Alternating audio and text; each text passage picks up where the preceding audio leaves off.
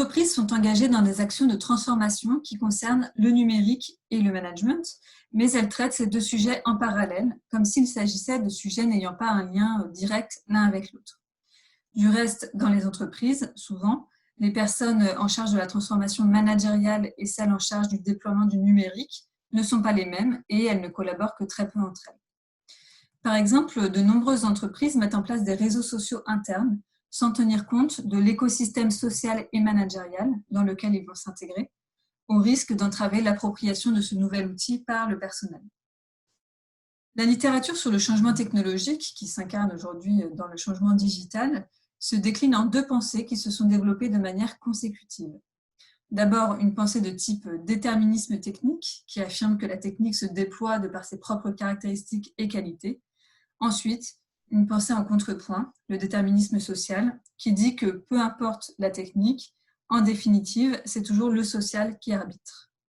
Or, quand on observe bien les choses, ces deux sujets sont intimement liés, chacun se nourrissant de l'autre. Et si on s'accorde sur le caractère fortement transformateur du digital, on ne peut pas considérer qu'il ne concerne pas le management.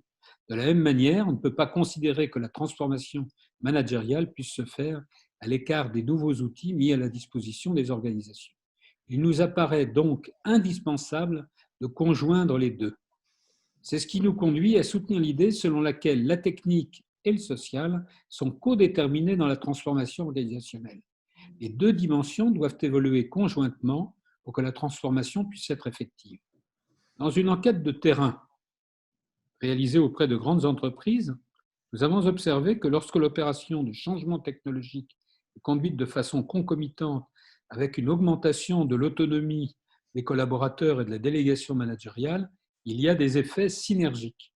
Cette approche permet à la fois une meilleure appropriation des outils techniques et, dans le même temps, une évolution du rôle des managers apparaissant alors comme des facilitateurs. En d'autres termes, la mise en place de ces technologies est une bonne occasion de faire évoluer les pratiques managériales.